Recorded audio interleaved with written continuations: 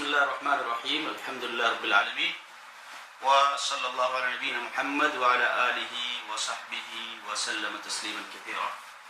أهلا وسهلا ومرحبا بكم في دورة قواعد في اللغة الأردية. أخوكم سفيان عبد العزيز قاضي من دولة الهند، وإن شاء الله يكون في هذه الدورة 4 برامج. البرنامج الأول في معرفة أساس اللغة الأردية، إن شاء الله نبدأ بهذا اليوم المبارك بالبرنامج الأول، وهي أساس اللغة الأردية.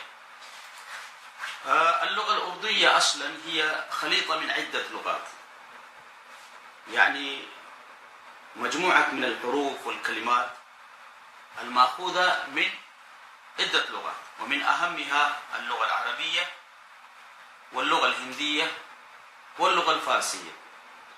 وهناك بعض الألفاظ دخلت من اللغة التركية ومن اللغة الهندية القديمة، لكن أساس اللغة على هذه اللغات الثلاث، وهي العربية والهندية واللغة الفارسية. وإن شاء الله سوف ندخل في هذا الموضوع ونأخذ بعض التفاصيل، لكن قبل ذلك لابد من معرفة أهمية هذه اللغة في البلاد العربية وفي الحرمين الشريفين. كما تعرفون، يعني في بعض الدراسات أثبتت أن أكثر من 22 دولة فيها أناس يتكلمون بهذه اللغة، وأثبتت الدراسات أن 70% من الزوار في المملكة، سواء من زوار الحرمين الشريفين أو الوافدين للعمل، يعني عددهم يتكلم بهذه اللغة ويتعاملون معها.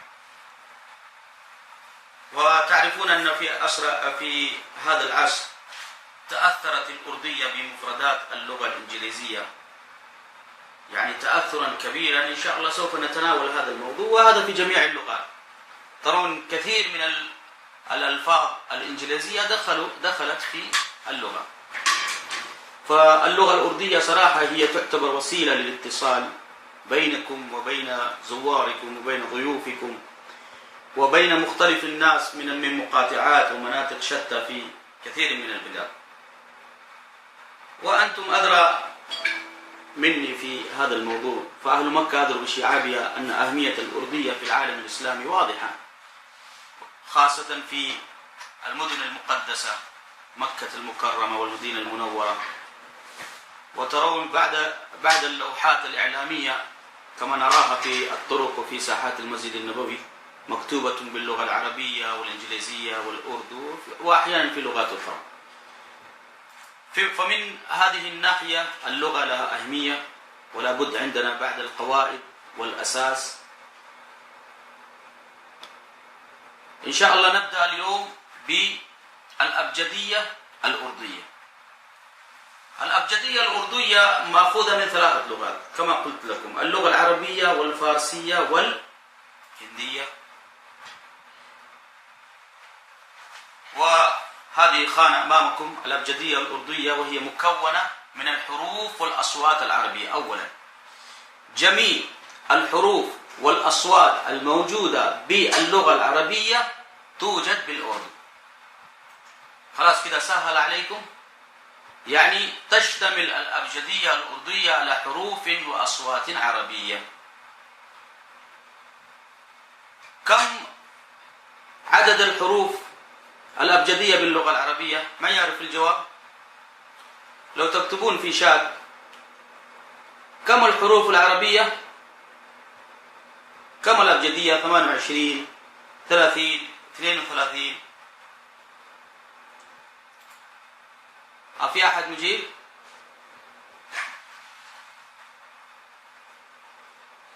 نعم، 28 من الحروف الأبجدية باللغة العربية، وهي بجميعها توجد باللغة الأردية. طيب، ثانيا الحروف الفارسية.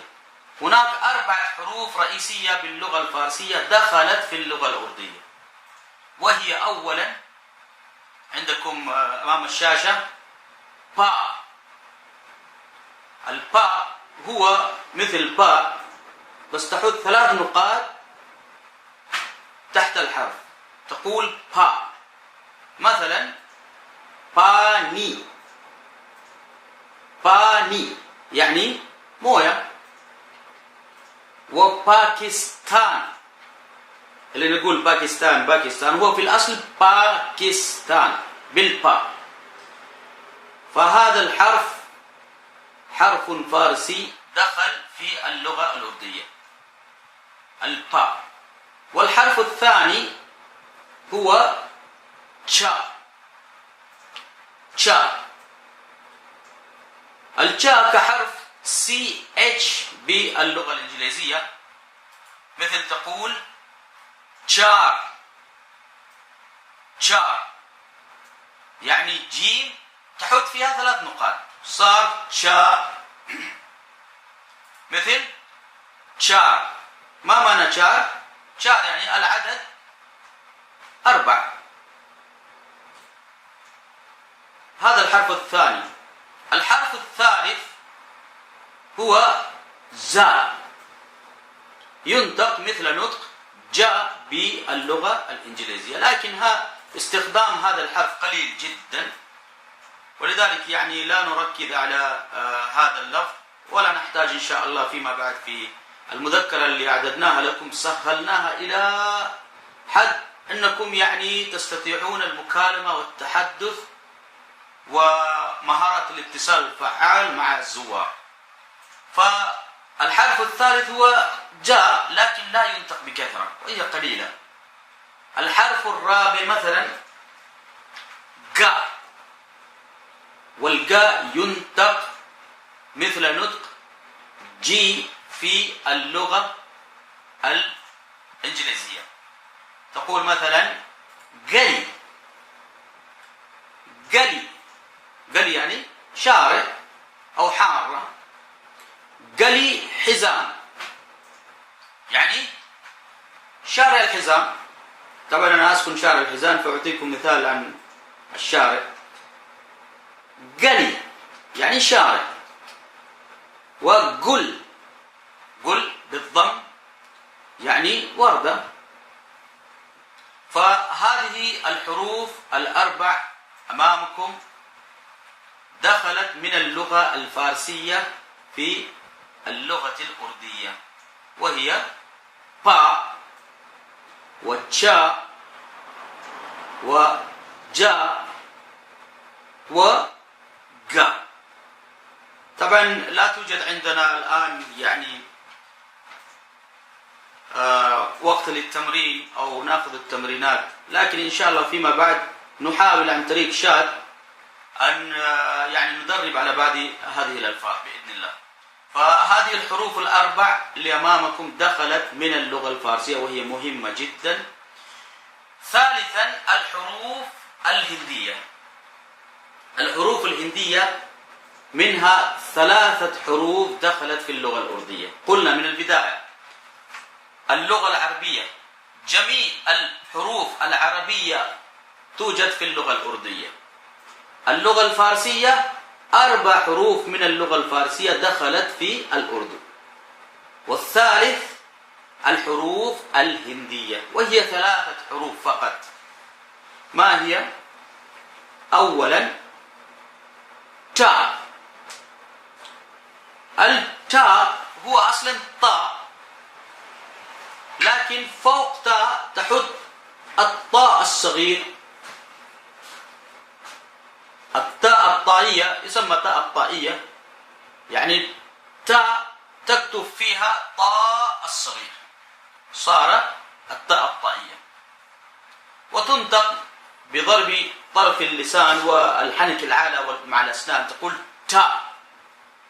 لكن لو قلت تاء إن شاء الله الأمور ماشية والزائر يفهم كلامك إن شاء الله. مثل المثال أمامك، مثل تماتر. تماتر، تماتر يعني طماطم. تماتر. فهذا الحرف تاء دخل في الأردو من الحروف الهندية. والحرف الثاني هو داء. داء يعني تكتب دال وفوق دال الطائية، صار داء، يعني تكتب فوق الطاء صغير صار داء. طيب، والحرف الثالث هو راء. راء، الراء هو مثل الراء، تكتب عليها الطاء الطائية صارت راء، مثل لرائي. ايش معنى لرائي؟ الحرب. لرائي، شفت النطق كيف؟ لرائي. فهذه ثلاثة حروف هندية دخلت في اللغة الأردية وهي أساس. فالحروف الهندية كلها تكتب عليها طاء الطائية، مثل تكتب تاء وتكتب عليها تاء، تكتب داء تكتب عليها الداء الطائية، والراء تكتب عليها الراء الطائية صار راء.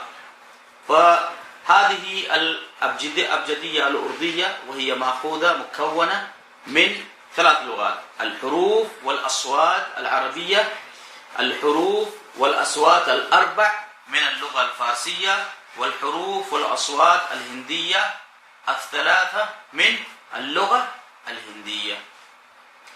طبعا هناك تقسيم آخر لهذه الحروف وهي لا توجد في أي لغة، وهي الحروف المركبة. ما معنى الحروف المركبة؟ الحروف المركبة يعني حروف مركبة من حرفين، حروف مركبة من حرفين لكنهما ينطقان في صوت واحد، لأنهما بالأردو تعتبر حرف واحد وليست حرفين. مثل المثال أمامكم الباء، وتجمعها مع هاء، يعني باء حرف واحد وهاء حرف واحد، لكن إذا جاء في اللغة الأردو صار حرفا واحدا وهو باء، وهو باء. فهذا من الحروف المركبة لكن تعتبر بالأردو حرفا واحدا، مثل باء. والمثال الثاني أمامك كلمة باء، والباء مأخوذة من اللغة إيش؟ اللغة الفارسية. الباء إذا تجمعها مع هاء صار باء. باء مثل पहाड़. पहाड़ ما معنى पहाड़؟ पहाड़ يعني الجبل. पहाड़ أحد يعني جبل أحد. पहाड़ أحد يعني جبل أحد. وهناك أمثلة كثيرة جدا ذكرتها فقط على سبيل المثال 5 أمثلة منها، وهي با وبا وتا وتا وجا. فهذه الحروف المركبة. نعيد من البداية. الأبجدية الأردية مكونة من 3 لغات: الحروف والأصوات العربية، 4 حروف دخلت من الفارسية في اللغة الأردية، و3 حروف دخلت من اللغة الهندية في اللغة الأردية. وهناك قسم آخر بالحروف المركبة وهي تعتبر حرفا واحدا وليست حرفين. فهذه الأبجدية الأردية أمامكم. إذا كان عندكم إشكال أو شيء تسألون في شات أو بالمشاركة الصوتية.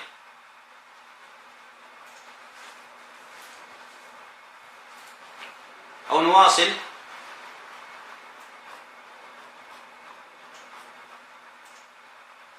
طيب نواصل. نبدأ بالاسم الإشارة.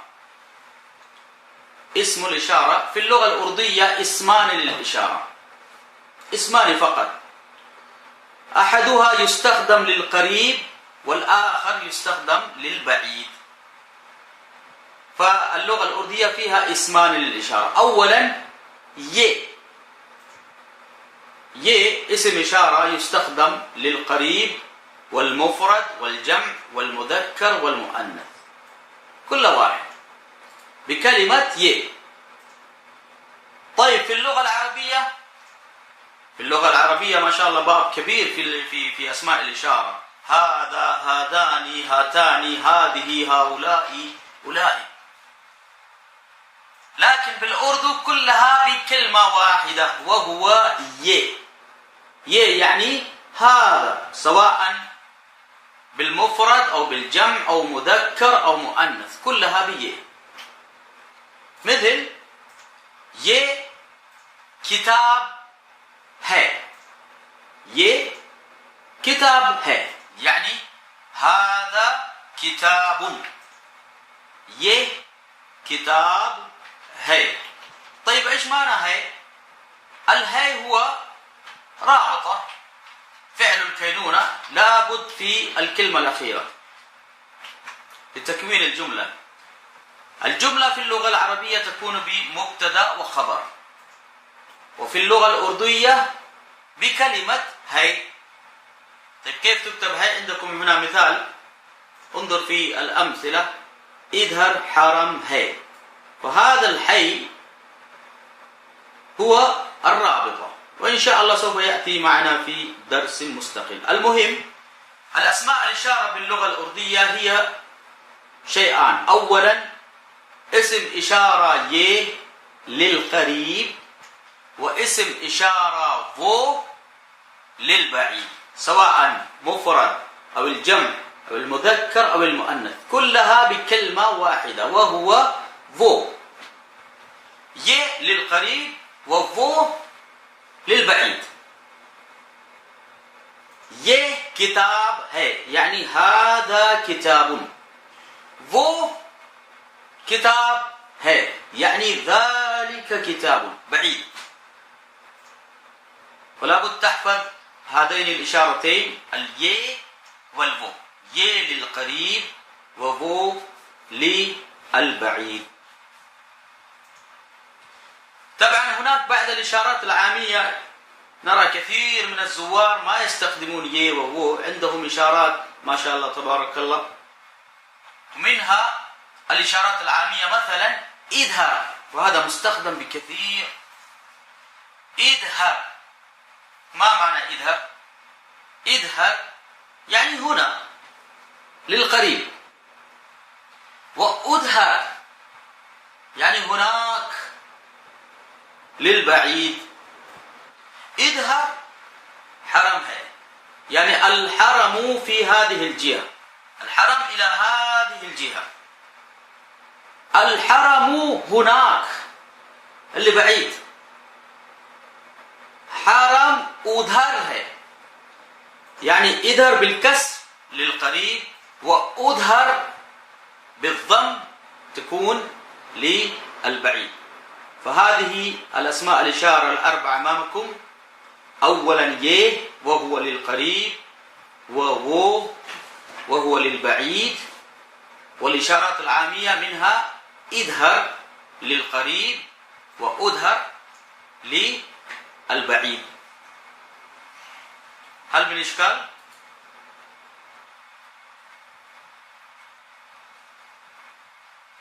ونواصل.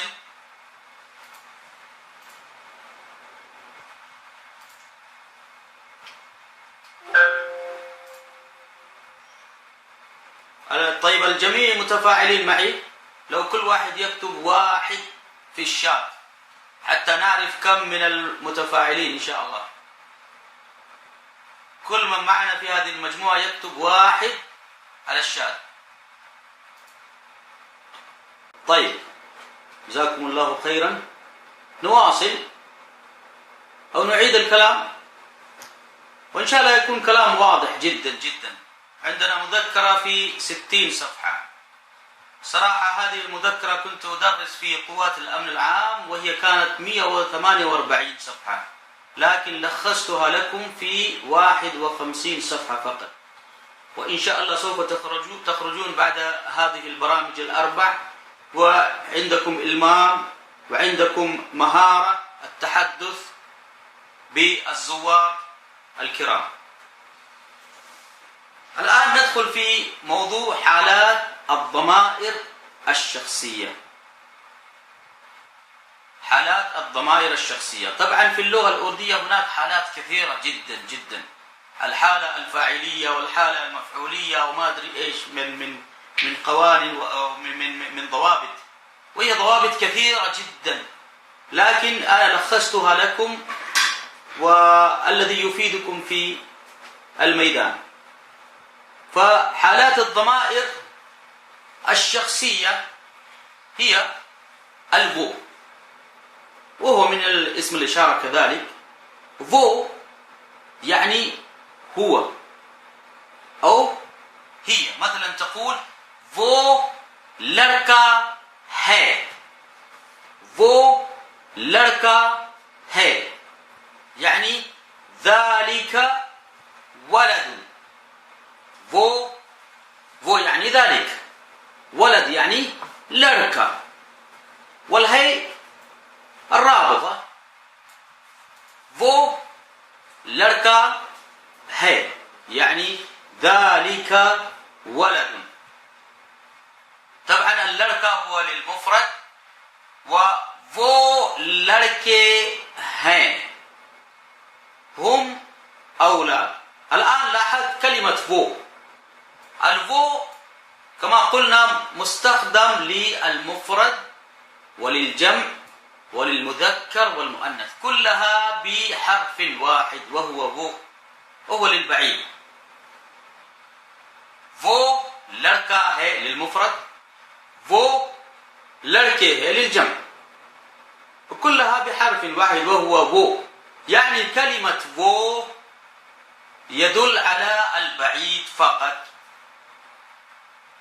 واليه كما قلنا في الأسماء الإشارة يدل على القريب.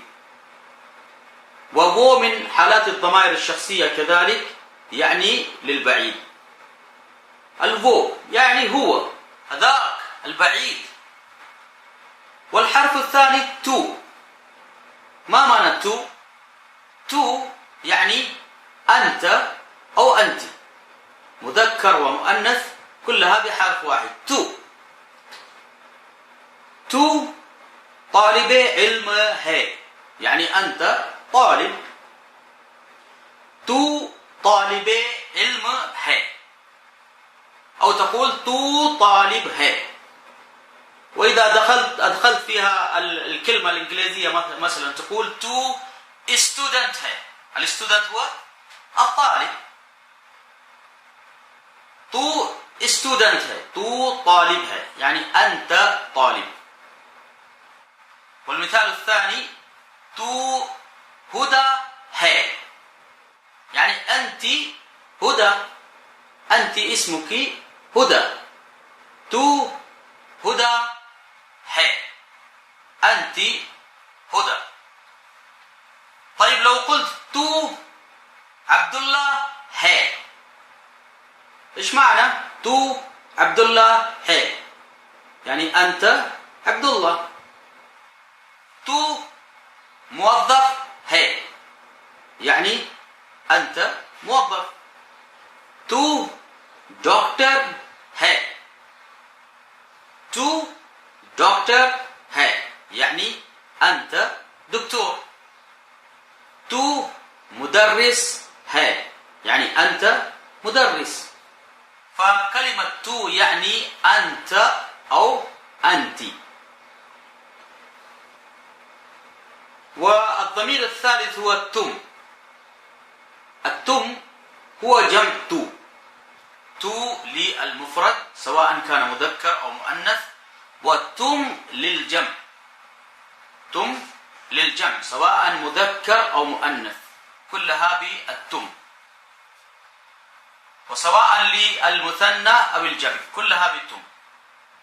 يعني التم معناه أنتما أو أنتم أو أنت بالاحترام. أنت بالاحترام يعني إذا تحترم رجل، إذا كان أمامك رجل كبير وصاحب المرتبة، زي ما تقول في اللغة العربية كيف حالكم. كيف حالكم يستخدم للمفرد وهو مثل كيف حالك، لكن بالاحترام يضاف فيها صيغة الجمع، تقول كيف حالكم. فكذلك باللغة الأردية إذا تحترم شخص فتقول له بكلمة تم، ولا تستخدم كلمة تو. التو يعني كلمة غير محترمة، كأنك لا تحترم المقابل والمرسل. لكن تم كلمة بالاحترام. يقول تم مدرس هي، يعني أنت مدرس. تم موظف هي، يعني أنتم موظفون. فتم يعني أنتم جميعا أو أنت بالاحترام. وهناك حرف آخر يستخدم بمعنى تو أو تم لكن من باب الاحترام، وهو آب. آب بالمد. والآب يعني حضرتك. آب بمعنى تم لكن بالاحترام. مثلا آب مصطفى هي، يعني أنت اسمك مصطفى. آب مصطفى هي. أو تقول مثلا آب دكتور هي، يعني أنت حضرتك دكتور. آب موظف هي، يعني أنت حضرتك موظف. آب مشغول هي، يعني أنت حضرتك مشغول. فكلمة آب هو بمعنى تو أو تم بالاحترام. وأيضا هناك من الضمائر الشخصية هو ما وهم، وهي الضمائر للمتكلم. المي يعني أنا، مي يعني أنا. وهم يعني نحن الجميع. ما محمد هو، يعني أنا محمد. لاحظ هنا في المثال ما محمد هو. الماء هو يعني أنا، محمد هو اسم، لكن الضمير الرابطة في الأخير تغيرت. أول قلنا الرابطة هي، لكن هنا صار الرابطة هو. فالرابطة في الضمير المتكلم يتغير، هو فقط في ما فقط. أما هم يكون نفس الرابطة هي أو هي، لكن ضمير المتكلم المفرد يكون الرابطة فيه هو. ما محمد هو، يعني أنا محمد. ما عبد الله هو، يعني أنا عبد الله. ما مشغول هو، يعني أنا مشغول. ما بوليس هو، يعني أنا شرطي. ما موظف هو، يعني أنا موظف. ما زائر هو، يعني أنا زائر. ما مقيم هو، يعني أنا مقيم. ما لड़का हूँ, यानी أنا ولد. मैं हुदा हूँ, यानी أنا هدى.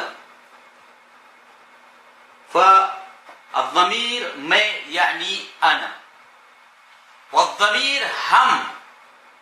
هم يعني نحن للجميع. مثلا تقول هم موظف هين، يعني نحن موظفين.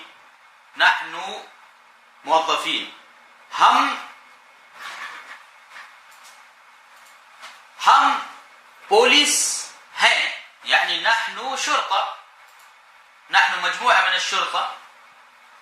هم مشغول هين، يعني نحن مشغولين. فلا بد من معرفة الرابط في الأخير. الرابط في المفرد يكون به هي، وفي الجمع هي، وفي الضمير المتكلم اللي هو أنا يكون الرابط فيها هم.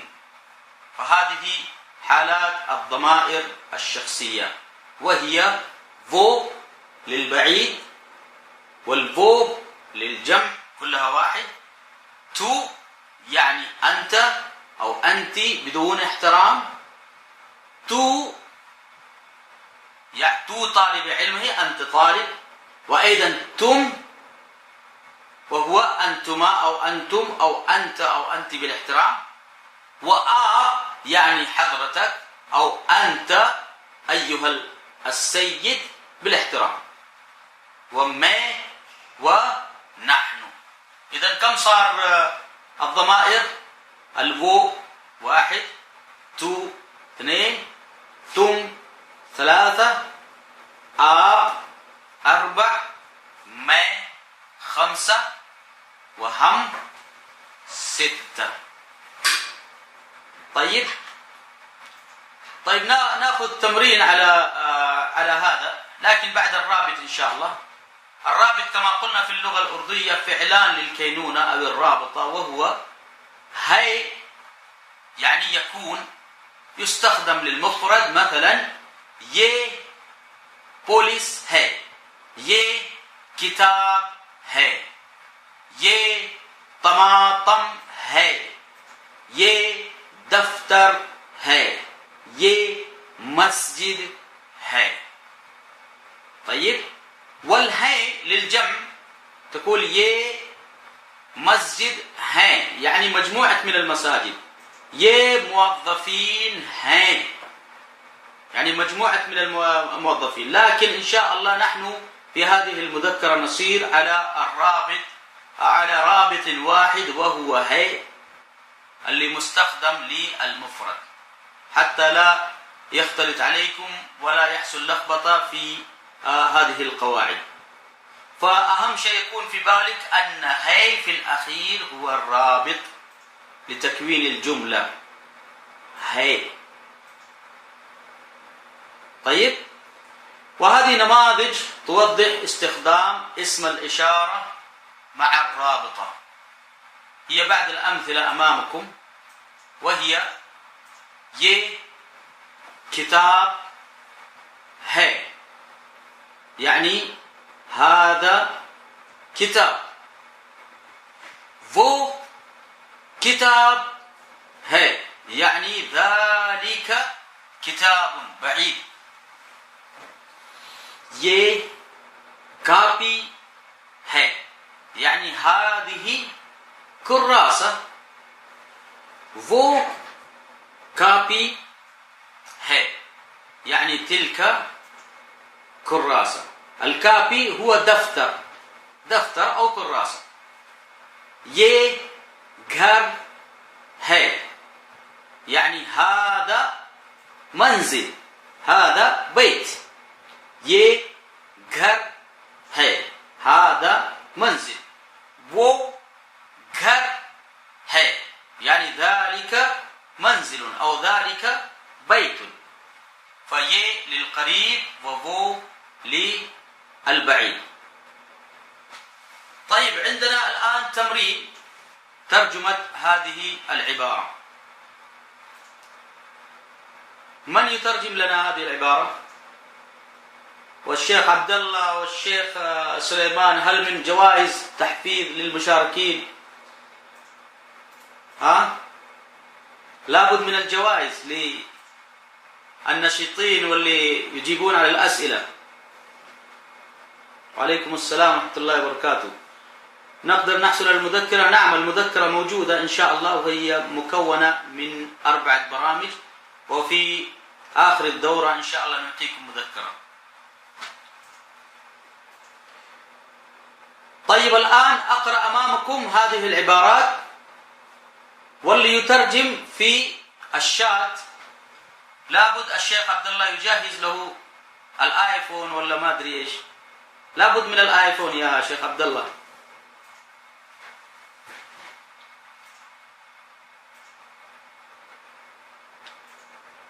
طيب هذا التمرين أمامكم، وهو هذا كتاب. لعل الإخوة ما عندكم الكيبورد حقت لغة الأردية، لكن أوه ما شاء الله تبارك الله، أستاذ حسن الخبراني حياكم الله. ये किताब है, أحسنتم, जमील. هذا كتاب, ये किताब है.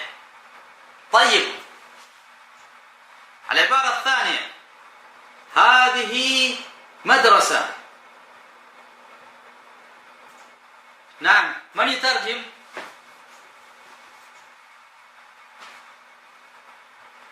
الشيخ حسن ما شاء الله حصل على نقطة واحدة.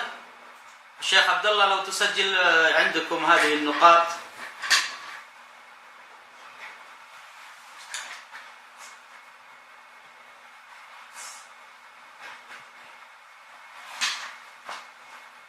هذه مدرسة. طيب بالصوت، لو سمح المشرف الكاميرا أو الصوت، لا بأس نأخذ بالصوت، مشاركة صوتية.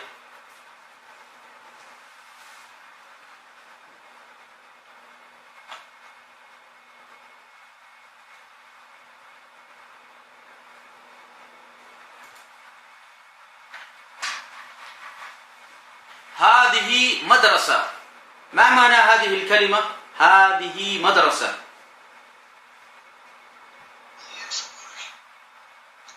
أحسنت. ये स्कूल है. ما شاء الله تعلمت كلمة سكول. يا سلام. وقلنا يعني إذا دخلت فيها كلمة إنجليزية إن شاء الله مسموحة، بس أهم شيء الرابط في البداية والرابط في الأخير. ये स्कूल है. ممتاز. هذه مدرسة. ये स्कूल है. تلك عمارة. वो बिल्डिंग है. ما شاء الله تبارك الله، كلمة building ممتاز. لكن لو قلت वो عمارة है مفهومة، وإذا دخلت فيها الكلمة الإنجليزية نور على نور. वो बिल्डिंग है. مشاركة طيبة جدا.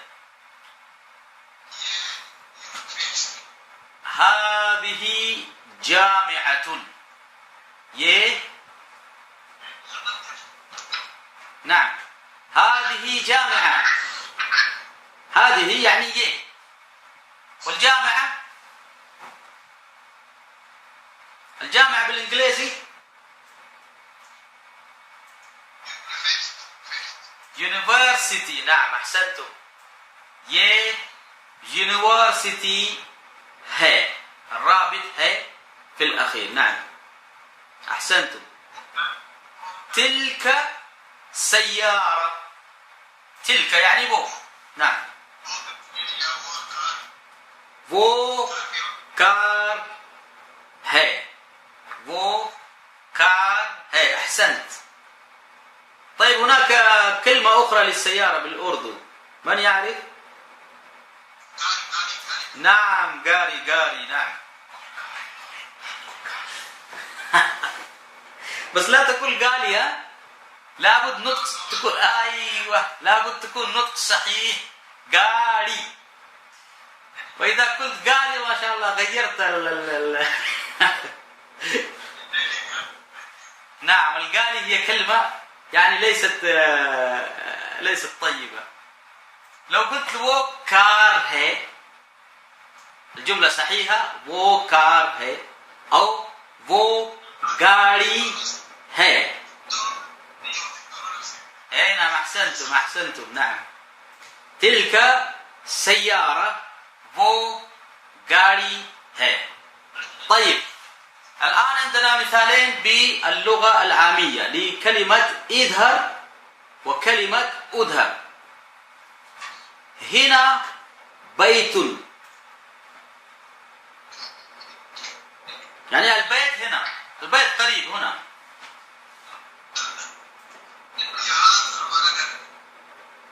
هذا والله يعني شكلت على الناس، يعني جيت بجملة طويلة شوية، نبغى زي المذكرة.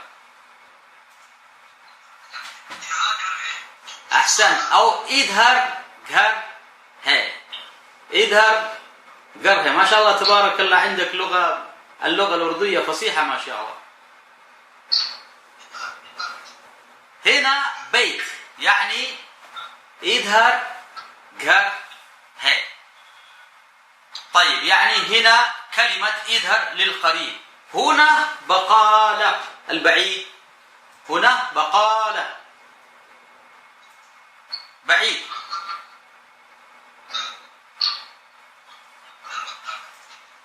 ايوه اظهر بقالة. احسنتم نعم. نعم احسنت نعم. اظهر بقالة है.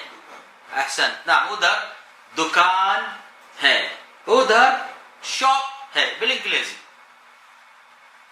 طيب اذا الى هذا واضح الحروف الابجديه وبعد الاسماء الاشاره وطريقه ربط الجمله واضح ان شاء الله.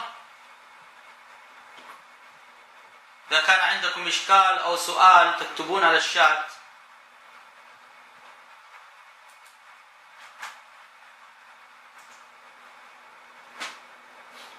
إذن واضح إن شاء الله.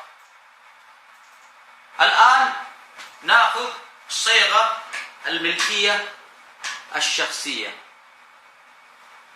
صيغة الملكية الشخصية وهي صيغتان. هناك صيغ كثيرة جدا لكن إن شاء الله نكتفي ببعض الأمثلة فقط. وهي ميرا. ميرا. الميرا هو لبيان الملكية الشخصية لي. ميرا مثلا تقول ये मेरा दफ्तर है.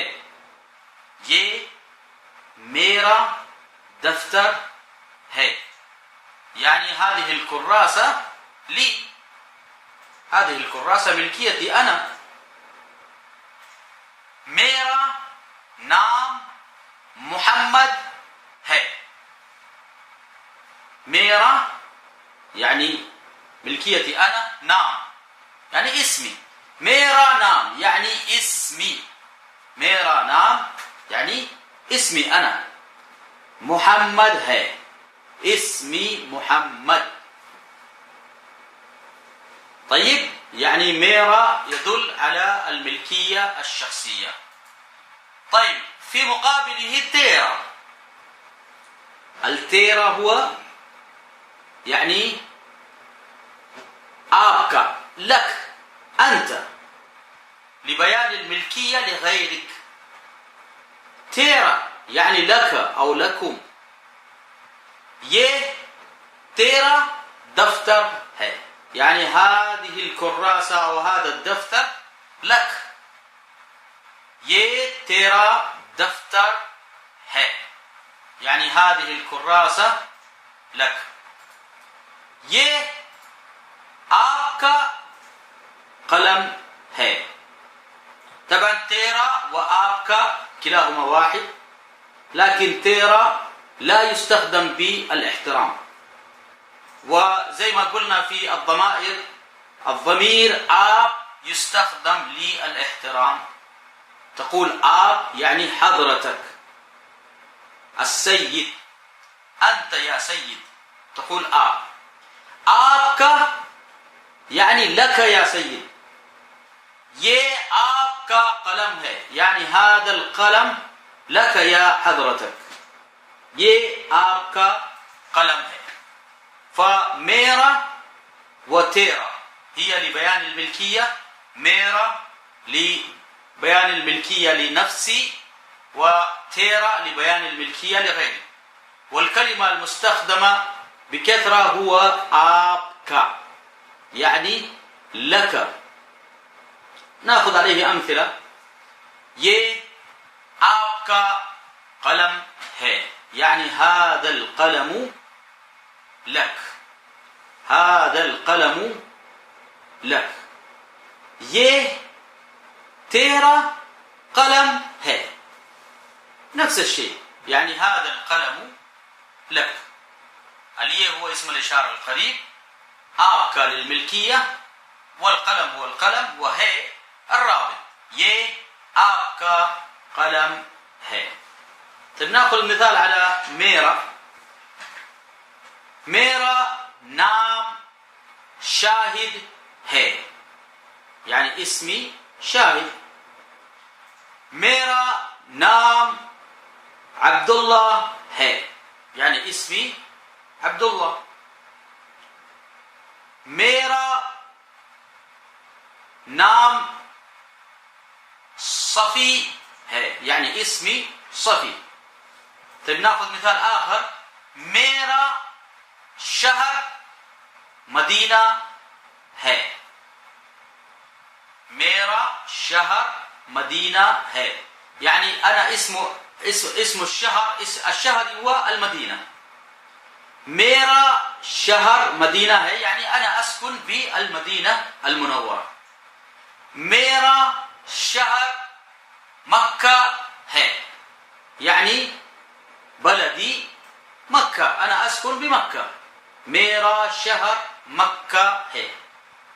मेरा शहर طائف है. هذا لميرا. ناخذ مثال على आपका. مثلا आपका शहर रियाद है, يعني مدينتك هو الرياض. आपका يعني لك أنت. شهر يعني شهر وليس الشهر الهجري، وإنما الشهر يعني المدينة، مدينة. आपका शहर يعني مدينتك. आपका शहर रियाद है, يعني مدينتك الرياض. ये तेरा शहर है, يعني هذا بلدك. ये तेरा शहर है, هذا بلدك. ये मेरा शहर है, يعني هذا بلدي. ये मेरा मुल्क है, يعني هذا دولتي، أنا أحب هذه الدولة. ये मेरा मुल्क है، يعني هذه دولتي أنا. طيب واضح يا شباب؟ المثال هذا واضح؟ استخدام ميرا وتيرا. نعيد. الميرا لبيان الملكية الشخصية، وتيرا لبيان الملكية لغيرك. وهناك كلمة أخرى تستخدم بالاحترام وهي आपका. ये आपका कलम है, यानी هذا القلم لك. ये मेरा कलम है, يعني هذا القلم لي، ملكيتي أنا. ये आपका दफ्तर है, يعني هذا الدفتر لك. ये आपका शहर है, يعني هذه المدينة لك. ये मेरा सज्जादा है، يعني هذه السجادة المصلى حقتي أنا. ये मेरा كابي है، يعني هذا الدفتر أو هذه الكراسة لي. طبعا هناك يعني الضمائر الأخرى وهي ميري، هماري، لكن يعني لا نأخذ هذه الأمثلة حتى لا يختلط عليكم بالأمثلة، فنكتفي على هذا المثال فقط، وهو ميرا وتيرا. وميرا وتيرا تجي للمذكر، وهناك يعني الضمائر الأخرى للمؤنث، وهو ميري وتيري وإلى آخر ذلك، وهي موجودة إن شاء الله في المذكرة، لكن من باب الاختصار ومن باب يعني التركيز على فهم اللغة نحذف بعد هذه التعبيرات، والذي يريد من التفصيل فعليه المذكرة اللي إن شاء الله نوزعها فيما بعد. فهذه الضمائر الشخصية أمامكم ميرا وتيرا. إذن نعيد الآن مرة أخرى من الضمائر هنا، الضمائر الشخصية، وهي فو وهو للقريب والبعيد، تو يعني أنت أو أنت، تم يعني أنتم أنتما وأنت، وما يعني أنا، وهم يعني نحن. وأيضا الرابطة هو هي للمفرد، وهو إن شاء الله يكون معهود عندنا، وهي يعني يكون وهو للجمع. وأعطيناكم بعض الأمثلة على ذلك، ये किताब है, वो किताब है, ये कापी है, वो कापी है, ये घर है. وأخذنا التمرين وأخذنا ميرا وتيرا. هذه كانت بعض الأساسيات باللغة الأردية. الآن نأخذ بعض العبارات الشائعة، ولا بد كل واحد منا يحفظ هذه العبارات، وهي مستخدمة بكثرة في الحرمين الشريفين. أما القواعد لهذه العبارات فالقواعد إن شاء الله نؤجلها فيما بعد، هذا للحفظ فقط. العبارات الشائعة، وهي أولا عندكم جهة اليمين أوتو. أوتو يعني قم، أوتو يعني قم.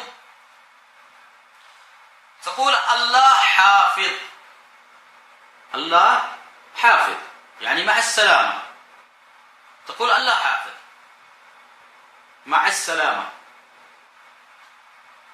عندك الحرف الثالث جهة اليسار بيتو، بيتو، الباء والياء والطاء الطائية والهاء والواو. كيف تنطق؟ بيتو، بيتو. بيتو يعني اجلس. أوتو يعني قم. بيتو يعني اجلس. أوتو قم، بيتو اجلس. طيب أدهر جاو. أدهر قلنا في إدهر وأدهر، إدهر للقريب وأدهر للبعيد. أدهر جاو يعني اذهب هناك، اذهب هناك يعني أدهر جاو، أدهر جاو. وأيضا اذهر أو يعني تعال هنا للقريب، تعال هنا يعني اذهر أو تعال هنا. اذهر جاو يعني اذهب بعيد، روح بعيد. اذهر أو يعني تعال هنا. وأيضا أمامكم يه لو. يه يعني هذا، لو يعني خذ، خذ هذا. يه لو يعني خذ هذا. يه لو خذ هذا. والمثال الآخر يه إقامة لو يعني خذ هذه الإقامة، خذ هذه الهوية. يه يعني اسم إشارة القريب. يه إقامة لو، خذ هذه الإقامة. والمثال الآخر باني دو، يعني أعطيني موية. الموية هو باني، باني، باني. أعطيني ماء، باني دو. دفتر دو، قلم دو، هوية دو. فكلمة لو يعني خذ، خذ. دو يعني أعطيني. اللو يعني خذ، والدو يعني أعطيني، وهي من صيغة الأمر. وعندنا باب مستقل في تكوين الجملة من صيغة الأمر والنهي. وعندنا مثال آخر في الأخير اليسار، باسبورت دو، باسبورت دو يعني أعطيني جوازك. باسبورت دو، باسبورت دو. لو أضفت فيها مثلا تيرا باسبورت دو، الجملة صحيحة. وتيرا إيش قلنا في تيرا؟ تيرا هو ما بيان ملكية الغير. تقول لشخص أعطيني جواز سفرك، تقول تيرا باسبورت دو. وتستطيع أن تقول بالاحترام آبكا، آبكا باسبورت دو، يعني أعطيني جواز سفري. ميرا قلم دو يعني رجع لي قلمي أنا. आपका पासपोर्ट दो, आपका पानी दो يعني أعطيني موية حقك. तेरा قلم دو. طيب إذن اللو هو صيغة الأمر معناه خذ، والدو صيغة الأمر معناه أعطني. فهذه بعد العبارات للحفظ، لكن كيف تحفظون هذه العبارة؟ أو نجعل فيها تمرين فيما بعد في هذه العبارات الشائعة. لابد كل مشارك يحتفظ بهذه العبارات، فهي اختصارات مهمة جدا في الميدان. وهو أتو يعني قم، بيتو يعني اجلس، اذهب جاو يعني اذهب هناك، اذهب أو يعني تعال هنا. ये إقامة लो، خذ هذه الإقامة. पानी दो يعني أعطيني موية. باسبور دو يعني أعطيني جواز سفري. طيب إذن بعد هذه العبارات ندخل في موضوع الضمائر، وهي من الإعادة فقط من باب التمرين والإعادة. وهي الضمائر اللي أخذنا الفو هو أو هي، الفو هما هم هن. يعني قلنا كلمة فو تستخدم للمذكر والمؤنث والتثنية كلها فيها سواء بكلمة واحدة وهو فو. طيب تو يعني أنت أو أنت، وآ يعني حضرتك أو حضرتك، تم يعني أنتما أنتم أنتن، المي يعني أنا، وهم يعني نحن. فهذه الضمائر أخذنا.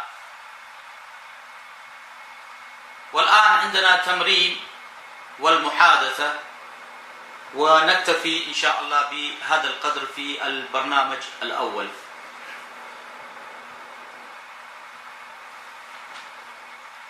هل تشوفون هذا التمرين على الشاشة؟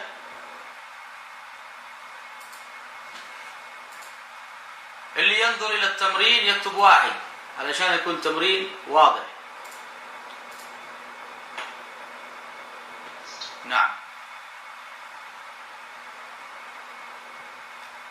إذا كان عندكم أي إشكال تكتبون على الشات أو تأخذون المذكرة من الشيخ المشرف، يعطيكم مذكرة وفيها جميع التمارين، ونحن اختصرنا هنا فقط بعد التمارين علشان نختصر المذكرة. فهذا التمرين والمحادثة يعني هي محادثة ميدانية، لكن ما دام نحن على زوم نأخذ يعني نتناول جزءا منها على الزوم. طيب تمرين السلام عليكم، تقول في الجواب وعليكم السلام. कैसे है يعني قلنا في الآب يعني آب يعني أنت، والرابط है معروف. आप कैसे है يعني كيف حالك. وهناك يعني عبارات كثيرة جدا لمعرفة الأحوال باللغة الأردية، ولعلكم يعني بدون دورة تعلمتم في الميدان هذه العبارات العامية والعبارات الفصيحة كلها، يعني ما شاء الله عندكم خبرة طويلة فيها. فآب कैसे है يعني क्या हाल है، نفس الكلمة. आपका क्या हाल है, आप कैसे हैं, आप कैसे है يعني كيف أنت أو كيف حالك. आप يعني أنت، कैसे يعني كيف، है هو الرابط. आप कैसे है يعني كيف حالك أو كيف أنت. أو تقول आपका क्या हाल है أو بالاختصار क्या हाल है، وهي معروفة شائعة بين الناس. क्या हाल है يعني كيف حالك. आप क्या हाल है, मैं ठीक हूँ. الجواب मैं ठीक हूँ. قلنا في मैं ضمير متكلم معناه أنا. ठीक يعني بخير، أنا بخير، मैं ठीक हूँ. لاحظتم الرابط في الأخير هو لماذا تغير؟ بسبب मैं.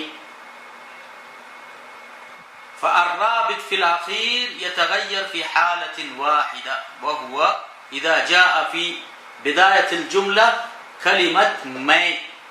إذا جاء मैं يتغير الرابط في الأخير، تقول هو بدل من है. لكن لو قلت مثلا मैं ठीक है، أوكي الجملة صحيحة ومفهومة إن شاء الله، मैं ठीक है لا بأس. لكن الفصيح هو أن يكون الرابط ب हूँ. मैं ठीक हूँ, मैं अल्हम्दुलिल्लाह ठीक हूँ, मैं अल्हम्दुलिल्लाह मैं ठीक हूँ. أو تقول الحمد لله मैं फाइन हूँ باللغة الإنجليزية. الحمد لله मैं फाइन हूँ, मैं ठीक हूँ. فالرابط في الضمير المتكلم تكون ب ال हूँ. आप कैसे हैं, मैं ठीक हूँ. طيب لو سألك سؤال الثاني مثلا आपका नाम क्या है, आपका नाम क्या है. طيب ما هو الجواب؟ ايش معنى आपका नाम क्या है؟ ما هو اسمك. نعم ما اسمك أو ما هو اسمك, आपका नाम क्या है. طبعا आपका قلنا بالاحترام, وتستطيع أن تقول तेरा नाम क्या है. तेरा नाम क्या है يعني إذا أنت غاضب مثلا على الزائر وتقول هي तेरा नाम क्या है, فتيرا يعني أنت, لك الملكية لك. तेरा नाम क्या है يعني ما هو اسمك. وآبका بالاحترام, आपका नाम क्या है يعني ما هو اسمك. طيب تقول في الجواب मेरा नाम खालिद है, मेरा नाम खालिद है, यानी इसमी खालिद. طيب لو قلت مثلا मेरा नाम عبد الله है, ايش معنى؟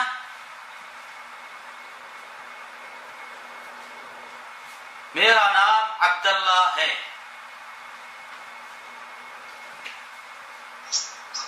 इसमी عبد الله. मेरा नाम माजिद है, इसमी माजिद. मेरा नाम मुजीब है, इसमी मुजीब. मेरा नाम इस्माइल है, मेरा नाम मोहम्मद है, मेरा नाम उमर है. عرفتم كيف؟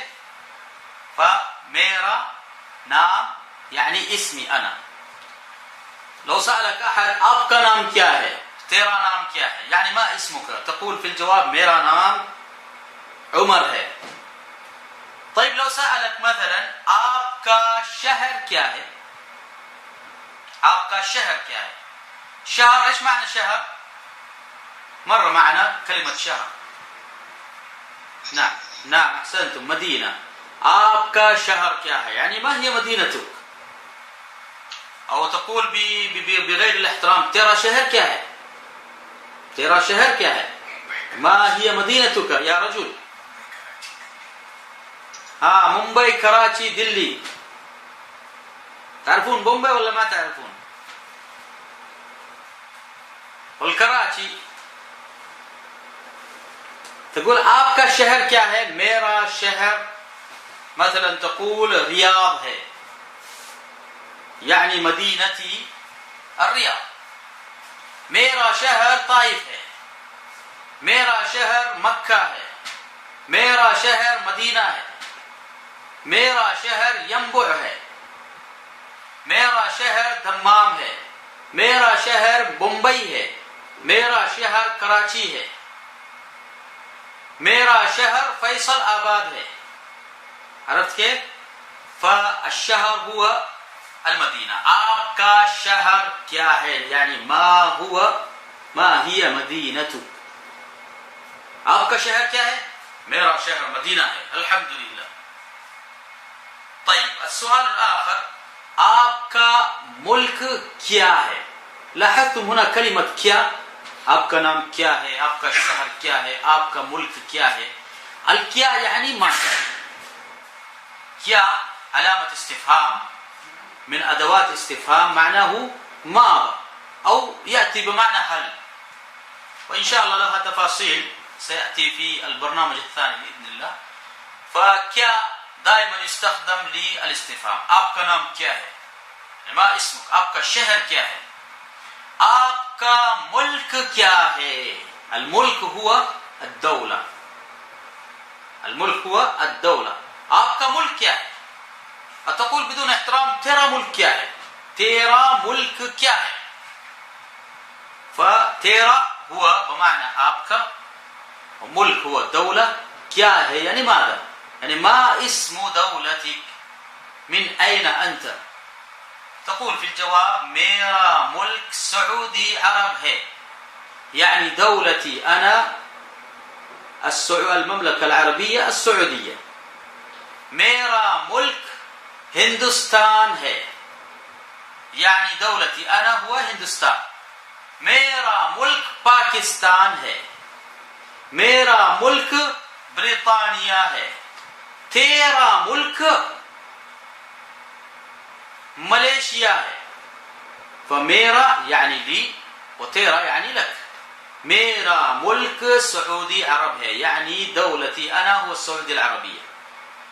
وفي الأخير لما تنتهي بالمحادثة تقول له شكريا. شكريا يعني شكرا, جزاك الله خيرا. واللي يجيب على الشكريا تقول आपका भी शुक्रिया, يعني الشكر لك أيضا. إذا قال لك أحد شكريا تقول في الجواب आपका يعني لك, आपका शुक्रिया. لو قلت आपका शुक्रिया الجملة صحيحة. أو لو قلت आपका भी, الكلمة भी يعني أيضا, आपका भी शुक्रिया يعني لك أيضا الشكر. شكريا تقول في الجواب आपका शुक्रिया. فهذه المحادثة نعيد مرة ثانية. السلام عليكم. वालेकुम अस्सलाम. आप कैसे हैं? मैं ठीक हूं. आपका नाम क्या है? मेरा नाम अब्दुल्ला है. आपका शहर क्या है? मेरा शहर मुंबई है. आपका मुल्क क्या है? मेरा मुल्क हिंदुस्तान है. शुक्रिया. आपका भी शुक्रिया. وتقول شكريا आपका शुक्रिया. فهذا البرنامج الأول انتهينا منه تقريبا, وإن شاء الله غدا نأخذ البرنامج الثاني في بعد القواعد. إذا كان عندكم إشكال أو شيء, وبهذا القدر إن شاء الله نكتفي في هذا اليوم, ولنا لقاء غدا في نفس الوقت المحدد من الإدارة, ودمتم بخير. إذا كان عندكم أسئلة أو مشاركة عن طريق شات أو مشاركة صوتية فتفضلوا.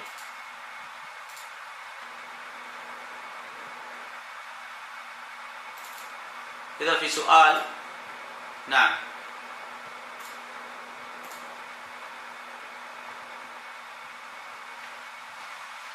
إعادة الحروف. طيب أبشر.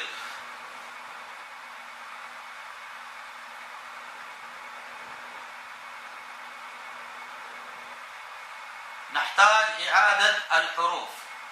نعم, الحروف باللغة الأردية كما قلنا, الأبجدية الأردية مأخوذة من كم لغات يا شباب؟ من يعرف الجواب؟ الأبجدية الأردية مأخوذة من عدة لغات. ما هي؟ اللغة العربية. فجميع الأصوات والحروف الموجودة باللغة العربية توجد في اللغة الأردية. طيب إذا نجعل الشريحة في البداية حتى يكون واضحا. نعم, هنا الأبجدية الأردية مأخوذة من 3 لغات, العربية والفارسية واللغة الهندية. فجميع الأصوات والحروف الموجودة بالعربية توجد بالأردن, يعني 70% أنتم ما شاء الله مدربين على اللغة الأردن. بقي 30% وهي العلامات والروابط. إن شاء الله سوف نأخذ في هذه الدورة هذه العلامات والروابط, وتخرجون من الدورة وأنتم عندكم إن شاء الله مهارة في التحدث.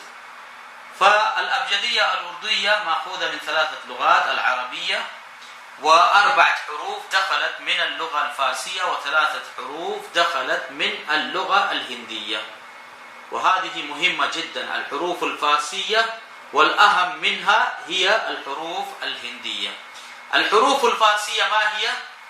الحرف باء, الباء تكتب باء وحط فيها 3 نقاط تحت يصير باء, مثل باني. باني يعني ماء, وباكستان يعني باكستان. والحرف الثاني هو تشا, ينطق كحرف سي اتش, وهو يدل على العدد 4. 1 2 3 4. 1 2 3 4. 1 2 3 4. فالشار هو العدد 4. المثال الحرف الثالث هو جاء, لكن تركنا هذا الحرف لأنه ثقيل ويعني غير مستخدم في العادة, فهذا الحرف إن شاء الله نتركه. والحرف الرابع هو جاء, وهو ينطق مثل جي, مثل تقول قلي. قلي يعني شارع أو حارة, وأيضا قل يعني ورطة. والحروف الهندية عندنا 3 حروف, وكل هذه الحروف الهندية تكتب بالطاء الطائية فوق هذه الحروف الثلاثة، وهي تاء، تكتب تاء وفوقها التاء الطائية، يصير تاء.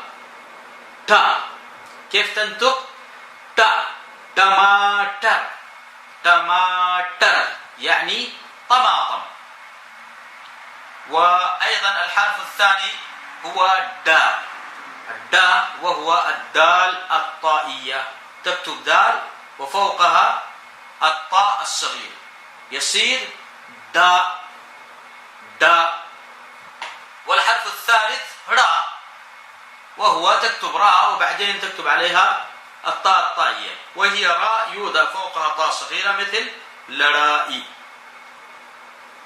وهناك قسم آخر المكونة من الحروف المركبة، مثل كلمة الحرف باء والحرف هاء، إذا جمعت بين هذين الحرفين يصير باء. وحرف باء وحرف هاء إذا جمعت بين هذين الحرفين يصير باء. باء باء. والحرف الثالث تاء وهاء يصير تاء. والحرف الرابع تاء وحاء. والحرف الخامس جيم وحاء. فهذه الأبجدية الأردية مكونة من 3 لغات. وبعدين قلنا في الأسماء الإشارة اسم إشارة ي، واسم إشارة و، وأيضا الإشارات العامية إظهر يعني هنا للقريب، وأظهر يعني هنا للبعيد. وأيضا تكلمنا عن حالات الضمائر الشخصية، وهي فو وتو وتم وآب ومي وهم. وأيضا الرابطة وهو هي وهي للكينونة، مثل ي كتاب هي. الرابطة دائما يكون في الأخير.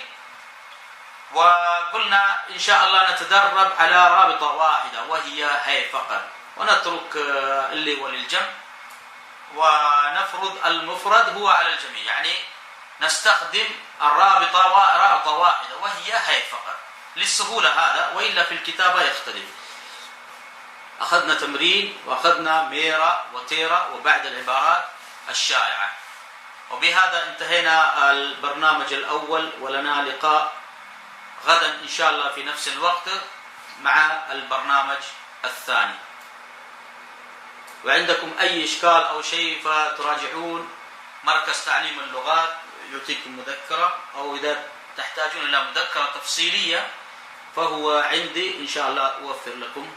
وجزاكم الله خيرا، وصلى الله على نبينا محمد وعلى آله وصحبه وسلم تسليما كثيرا.